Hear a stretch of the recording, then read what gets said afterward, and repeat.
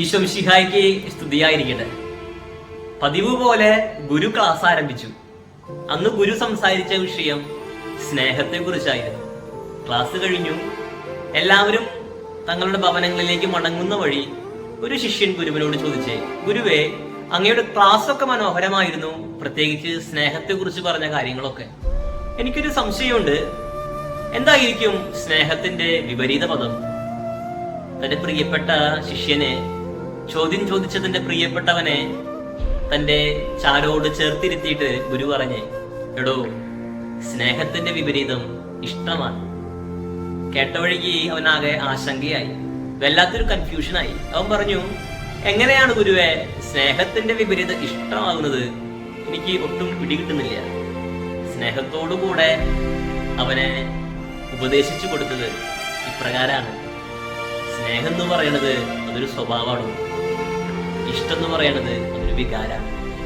സ്നേഹം സ്വഭാവവും ഇഷ്ടം അതൊരു വികാരവുമാണ്. നമുക്കൊന്ന് ചിന്തിക്കാം, നമ്മൾ ഏർപ്പെടുന്ന കാര്യങ്ങളൊക്കെ അതൊരു സ്വഭാവത്തിന്റെ പുറത്താണോ അതോ ഒരു ഇഷ്ടത്തിന്റെ പുറത്താണോ? അതൊരു സ്വഭാവമായിരുന്നുവെങ്കിൽ നമുക്ക് കുറെ കൂടെ ഒന്ന് ക്ഷമിക്കാമായിരുന്നു. ചില കാര്യങ്ങളൊക്കെ നമുക്കൊന്ന് മറക്കാമായിരുന്നു. ചിലപ്പോഴൊക്കെ അറിഞ്ഞുകൊണ്ട് തന്നെ ഒന്ന് ചെറുതാകാമായിരുന്നു, സ്വഭാവമായിരുന്നെങ്കിൽ. എന്നാൽ എൻ്റെ നിങ്ങളുടെയൊക്കെ ഒരു വികാരത്തിന്റെ ഒരു തള്ളിക്കയറ്റമാകുന്നത് കൊണ്ട് പലപ്പോഴും നമുക്ക് ക്ഷമിക്കാൻ പറ്റുന്നില്ലല്ലേ, നമുക്കൊന്ന് ചെറുതാകാൻ പറ്റുന്നില്ലല്ലേ, നമുക്ക് ചില കാര്യങ്ങളൊന്നും മറക്കാനും പറ്റുന്നില്ല.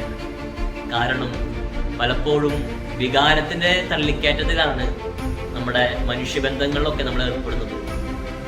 ക്രിസ്മസിന്റെ ഒരുക്കനാളിലാണ്. ആ രാജാക്കന്മാരെ കുറിച്ച് ചിന്തിക്കുമ്പോൾ ഒരു വികാരത്തിന്റെ പുറത്താണ് ആ പാതിരാത്രിയിൽ അവര് ആ യാത്ര ആരംഭിച്ചതെന്ന് നമ്മൾ കരുതി കഴിഞ്ഞാൽ തെറ്റു വേണ്ടിയതാണ്. അതൊരു സ്നേഹത്തിന്റെ പുറത്തുള്ള യാത്രയായിരുന്നു. ആ നേരത്ത് തോന്നിയ ഒരു വികാരമായിരുന്നില്ല. ഒരുപാട് നാളത്തെ ഉള്ളിനുള്ളിൽ അവര് കാത്തു സൂക്ഷിച്ച രക്ഷകനെ കാണണമെന്ന അടങ്ങാത്തൊരു സ്നേഹത്തിന്റെ പുറത്ത് അവർ ആരംഭിച്ചൊരു യാത്രയായിരുന്നു. നമുക്ക് നമ്മിലേക്ക് മടങ്ങി വരാം. ഈ ഒരുക്ക നാളിൽ എന്നിൽ ആരംഭിക്കേണ്ട യാത്ര ഒരു വികാരത്തിന്റെ പുറത്തുള്ള യാത്രയല്ല.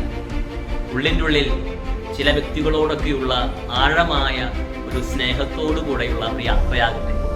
ഒന്ന് ക്ഷമിച്ചുകൊണ്ടുള്ള ഒരു യാത്ര, ചില കാര്യങ്ങളൊക്കെ മറന്നുകൊണ്ടുള്ള യാത്ര, ഒന്ന് ചെറുതായി കൊണ്ടുള്ള ഒരു യാത്ര. നമുക്ക് യാത്ര ആരംഭിക്കാം.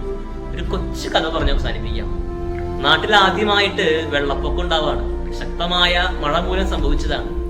രമണ മഹർഷി ചെയ്ത കാര്യം വെള്ളത്തിലൂടെ ഒലിച്ചു പോകുന്ന സകലമാന കണ്ണിൽ പെടുന്ന ജീവജാലങ്ങളെയൊക്കെ വെള്ളത്തിൽ നിന്ന് കരയിൽ വെച്ച് രക്ഷിക്കുകയാണ്. കൂട്ടത്തിൽ കണ്ണിലുടക്കിയത് ഒരു തേളിനെയായിരുന്നു. ആ തേളിനെയും കൈകൊണ്ടെടുത്ത് കരയിൽ വെച്ച് രക്ഷിക്കുന്ന സമയത്ത് ശിഷ്യന്മാര് പറഞ്ഞേ, ഗുരു ഇത്രയ്ക്കും ഒരു മണ്ടനാണെന്ന് ഞങ്ങൾ കരുതിയില്ല. എന്ത് വലിയ മണ്ടത്തരാണ് അങ്ങ് ചെയ്തു കൂട്ടിയത്. ആ തേള് കുത്തുമെന്ന് അങ്ങേക്ക് അറിയാമായിരുന്നില്ലേ? കേട്ട വഴിക്ക് ആ രമണ മഹർഷി തിരുത്തി കൊടുത്തിയത് പ്രകാരമാണ്: കുത്തുക എന്നുള്ളത് ആ തേളിന്റെ സ്വഭാവമാണ്. സ്നേഹിക്കുക എന്നതല്ലടോ എന്റെ നിങ്ങളുടെയൊക്കെ സ്വഭാവം. കുത്തുക അതിന്റെ സ്വഭാവമാണ്. സ്നേഹിക്കുക എന്നതല്ലടോ എന്റെ നിങ്ങളുടെയൊക്കെ സ്വഭാവമാകേണ്ടത്. ഒരുക്കത്തിന്റെ നാളാണ്. അധികമൊന്നും വൈകിട്ടില്ല. നമുക്കൊന്ന് ചിന്തിക്കാം. എന്റെ സ്വഭാവം സ്നേഹമാകട്ടെ. വികാരം, ഇഷ്ടമെന്നത് ഒരു വികാരം മാത്രമാണ്. സ്നേഹം സ്വഭാവവും ഇഷ്ടവികാരവുമാകുമ്പോൾ എന്നിൽ രൂപപ്പെടേണ്ടത് ആത്മാർത്ഥമായ സ്നേഹമെന്ന സ്വഭാവമാകട്ടെ. ദൈവം നമ്മെ സമൃദ്ധമായി